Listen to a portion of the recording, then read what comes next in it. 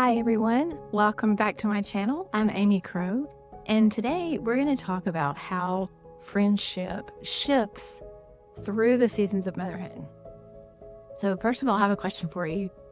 Have you ever looked around and realized that the friendships that you had in one season of motherhood didn't quite fit in with the next season? Has anyone else ever had that experience? When you're navigating the newborn chaos, or you're launching teens maybe into middle school or high school or even college, your need for connection, it never goes away no matter what season you're in. But how that connection looks, it's going to shift and it's going to change. So today we're going to talk about the beautiful and sometimes bittersweet ways that friendship evolves as we move through seasons of motherhood.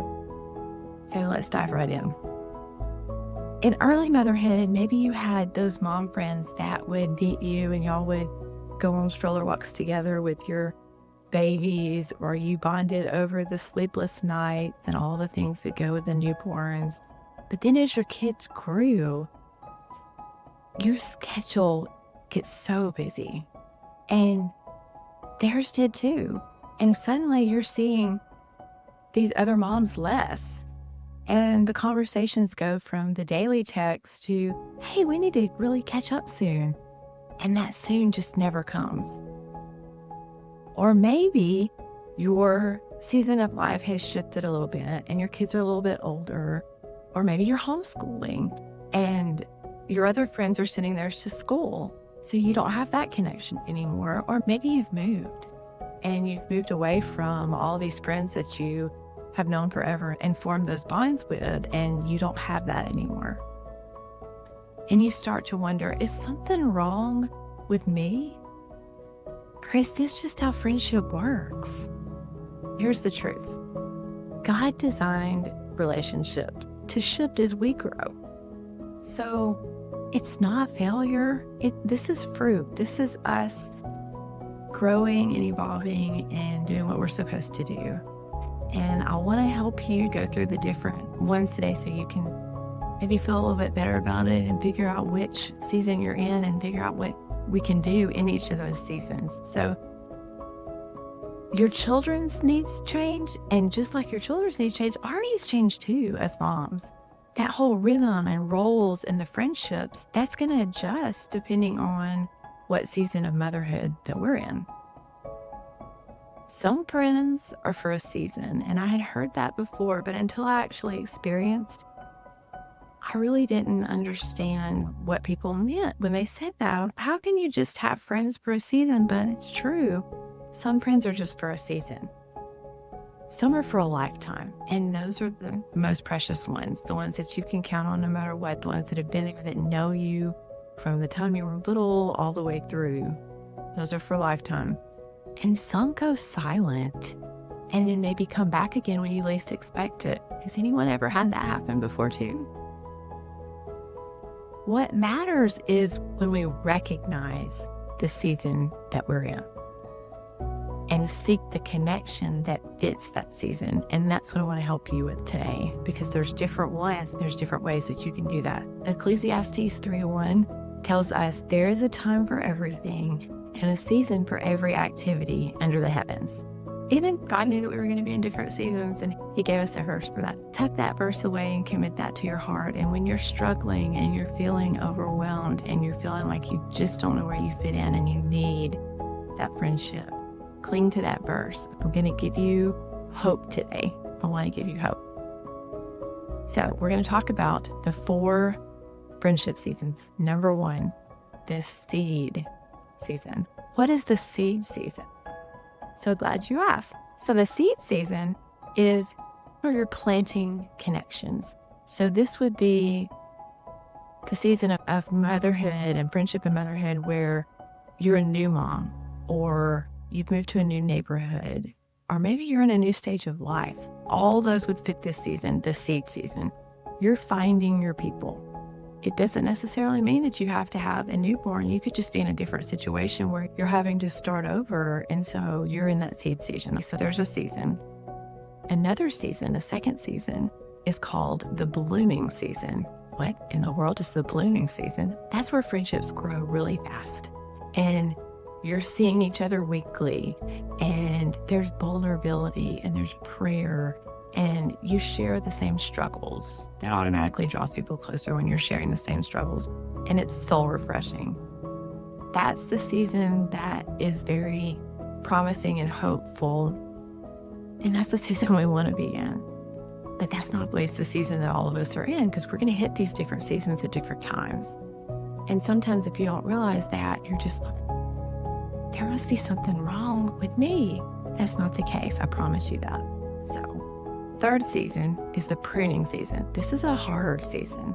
This is a season that we don't want to be in.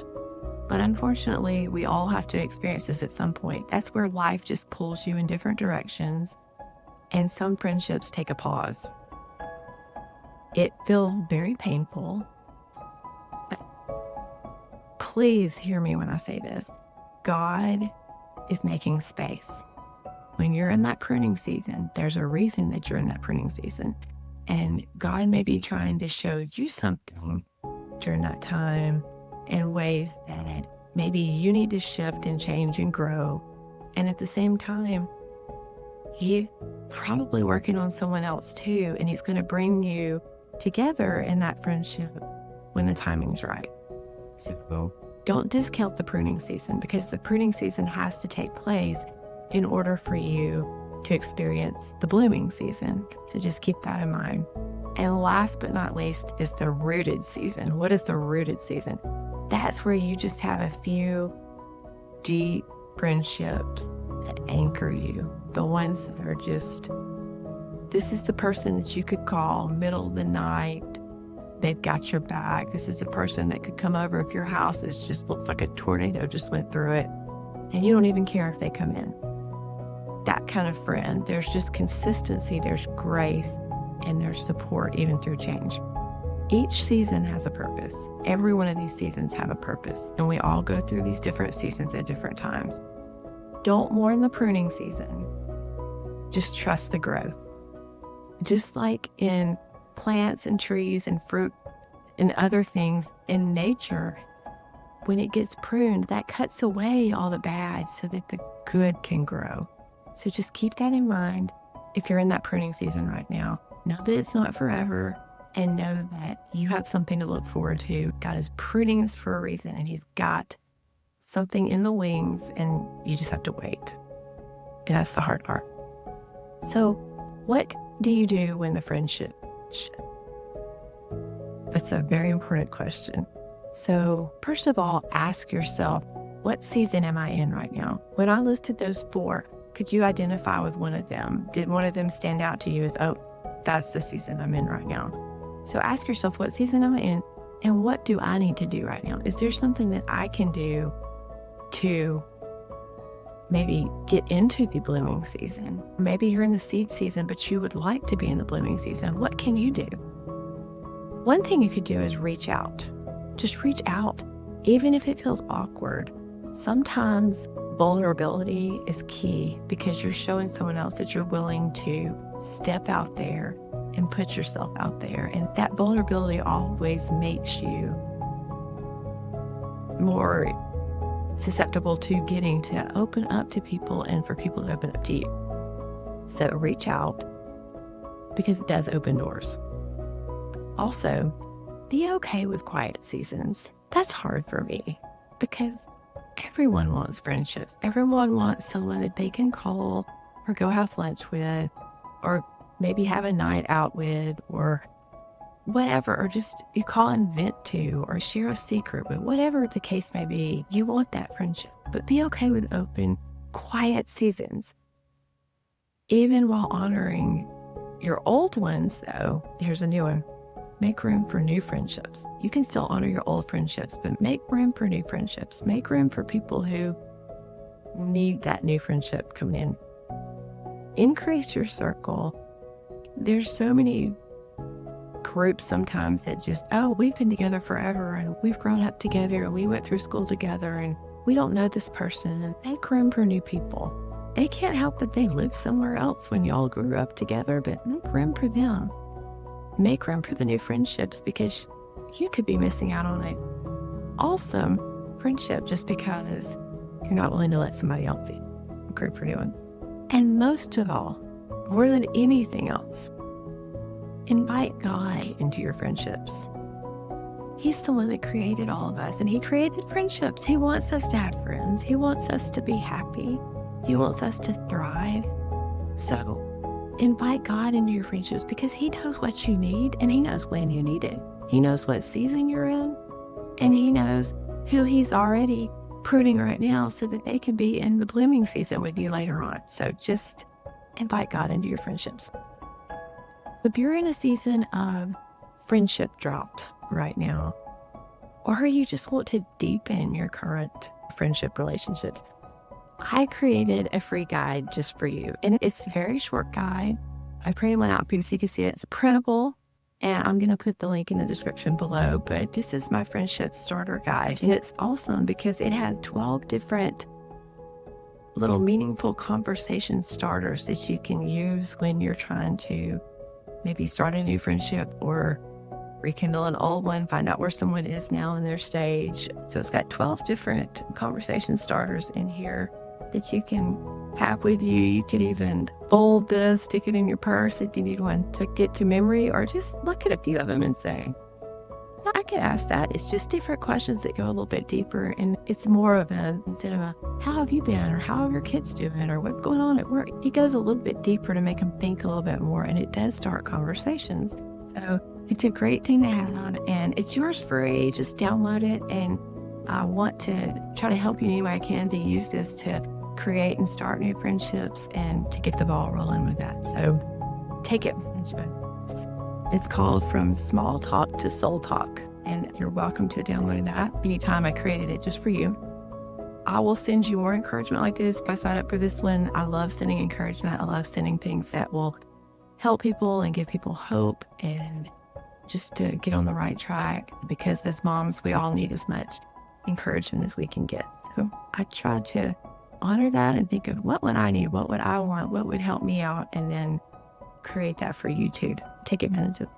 So next time we're going to talk about, I've got a whole series about it, like a 6-week series coming up. If you have one that's graduating, if you know someone that's graduating, if you have a child that's near graduating, or as your kids get out for the summer, I've got some coming up for different things that you can do during the summer as moms. Take advantage of that time with your kids.